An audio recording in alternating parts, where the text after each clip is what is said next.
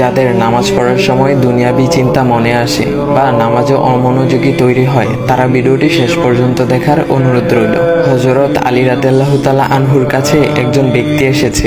তখন লোকটা বলল, হুজুর, আমার নামাজে মন বসে না। নামাজে দাঁড়ালে আমার দুনিয়াবি নানা চিন্তা আসে। হুজুর, আমার এই নামাজ কি আল্লাহ তাআলা কবুল করবেন? তখন হযরত আলী রাদিয়াল্লাহু তাআলা আনহা বলেছেন, না, তোমার নামাজ কবুল হবে না।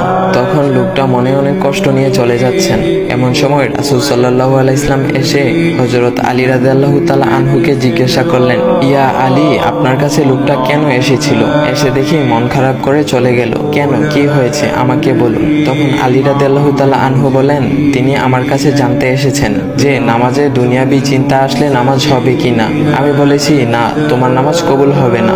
রাসূল সাল্লাল্লাহু আলাইহি ওয়াসাল্লাম তখন বলেন, ইয়া আলী, আপনাকে আমি একটা চাদর উপহার দিতে চাই, তবে একটা শর্ত আছে। আলী রাদিয়াল্লাহু তাআলা আনহু খুশি হয়ে বলেন, ইয়া রাসূলুল্লাহ, কি শর্ত তা বলুন, আমি আপনার সকল শর্ত মেনে নিব। বুঝতেই তো পারছেন রাসূল সাল্লাল্লাহু আলাইহি ওয়াসাল্লামের চাদর বলে কথা। তখন রাসূল সাল্লাল্লাহু আলাইহি ওয়াসাল্লাম বললেন, ইয়া আলী, আপনি যদি এই মুহূর্তে 2 রাকাত নামাজ একনিষ্ঠভাবে পড়তে পারেন দুনিয়াবি সকল চিন্তা দূর করে, তাহলে আমি আপনাকে সেই চাদরটি উপহার দেব। আলী রাদিয়াল্লাহু তাআলা আনহু বলেন, এটা তো সাধারণ ব্যাপার। আলী রাদিয়াল্লাহু তাআলা আনহু তখন নামাজে দাঁড়িয়ে গেলেন আর তিনি নামাজ পড়তে শুরু করলেন। এমন সময় তার মনের মধ্যে শুধু ভাবনা চিন্তা আসতে শুরু করলো, আচ্ছা, আমাকে যে রাসূল সাল্লাল্লাহু আলাইহি ওয়াসাল্লাম যে চাদরটা দিবেন, সেটা কি ফাতিমার চাদর নাকি রাসূল সাল্লাল্লাহু আলাইহি ওয়াসাল্লামের? আচ্ছা, চাদরখানা দেখতে কেমন হবে?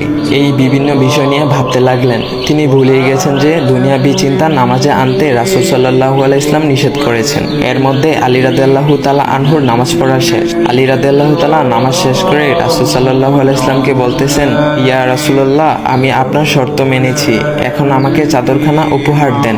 রাসূল সাল্লাল্লাহু আলাইহি ওয়াসাল্লাম বলেন, ইয়া আলী, আপনি কি একনিষ্ঠভাবে দুনিয়াবি চিন্তামুক্ত ছাড়া 2 রাকাত নামাজ পড়েছেন? তখন আলী রাদিয়াল্লাহু তাআলা আনহা মুচকি হেসে বললেন, না ইয়া রাসূলুল্লাহ, আমি আপনার চাদর নিয়ে অনেক কিছুই ভেবেছি।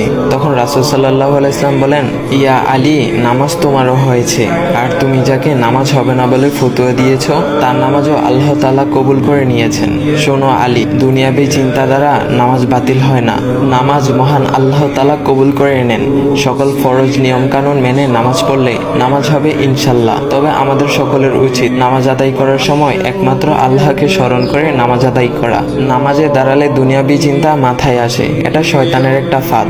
আল্লাহ তাআলা আমাদের সকলকে শয়তানের কুমন্ত্রণা থেকে হেফাজত রাখুক এবং সঠিকভাবে মনোযোগের সাথে নামাজ আদায় করার মতো তৌফিক দান করুক। সবাই বলি আমিন। চাইলে ভিডিওটা আপনি অন্যদের কাছে শেয়ার করতে পারেন, এতে অন্যদের ভুল ভ্রান্তিগুলো দূর হবে। তো গাইস, এমন ইসলামিক ভিডিও পাওয়ার জন্য ভাইয়ের আইডিটা ফলো করে দিয়ে যাও।